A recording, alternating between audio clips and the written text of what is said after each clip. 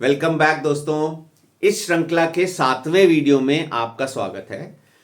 हमारे बच्चे मजे के लिए क्यों नहीं पढ़ रहे हैं, इस वीडियो का मेन मुद्दा ये है। अगर हम अपने चारों ओर देखें, चाहे आप बस में हो, ट्रेन में हो, डॉक्टर के क्लिनिक में हो, तो आपको यह महसूस होगा कि बच्चे मजे के लिए नहीं पढ़ रहे हैं। तो सवाल यह उठता है, मजे के लिए पढ़ना क्यों जरूरी है। मैं चाहता हूं कि आप इसके बारे में सोचें और कमेंट करें कि आपको क्यों लगता है कि यह एक जरूरी चीज है। एक और सवाल वो ये है कि हम मजे के लिए पढ़ने से क्या मतलब समझते हैं। पढ़ाई के कई प्रकार हो सकते हैं। एक है पढ़ाई के लिए पढ़ना, नंबर लाने के लिए पढ़ना, और ये बहुत हो रहा है।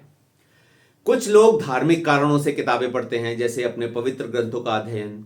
कुछ लोग राजनीतिक कारणों से पढ़ते हैं, क्योंकि वे जानना चाहते हैं कि उनके आसपास क्या हो रहा है। लेकिन मजे और आनंद के लिए पढ़ना कुछ अलग होता है। यह बहुत खास अनुभव है। मैं इसका उदाहरण देता हूं। जब हम अकेले होते हैं, या रात के बीच, या जब हमें नींद नहीं आ रही होती, जब हम थके नहीं होते, तो हमारी जिज्ञासा होती है कि उस कहानी में क्या हुआ। बस यही है मजे के लिए पढ़ना। और यह वह प्रकार है जो बच्चे के जीवन में असल में बदलाव लाता है। हम अगर चारों ओर देखें तो हम पाएंगे कि दुनिया भर में बच्चों का परसेंटेज जो मजे के लिए पढ़ते हैं वे बहुत कम है।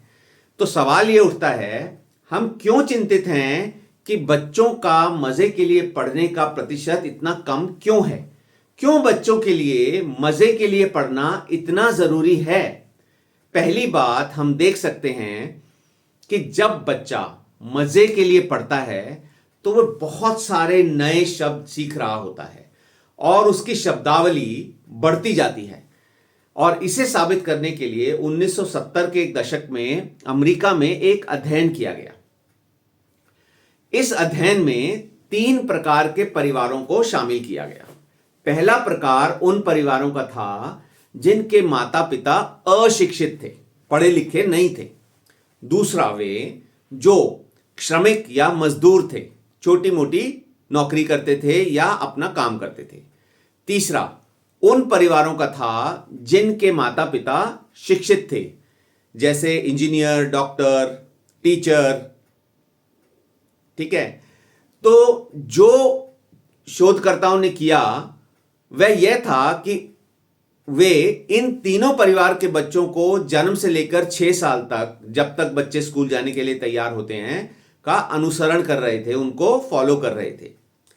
आश्चर्यजनक निष्कर्ष यह निकला कि तीनों प्रकार के परिवारों में बच्चों की नैतिकता, मूल्यों और व्यवहार में कोई अंतर नहीं था। लेकिन एक महत्वपूर्ण अंतर यह था कि शिक्षित परिवारों के बच्चों को जो नए शब्द सुनने को मिले थे वे गैर शिक्षित परिवारों के बच्चों की तुलना में बहुत अधिक थे। यह अंतर 320 लाख यानी 3 करोड़ 20 लाख शब्दों का था, जिससे बच्चे परिचित हुए थे।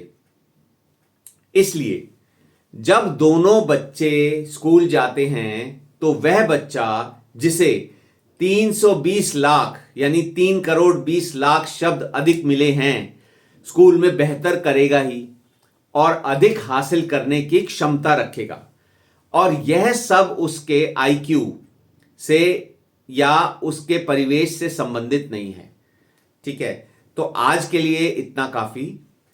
इस बारे में अगले वीडियो में हम और तफसील से जानकारी प्राप्त करेंगे। धन्यवाद।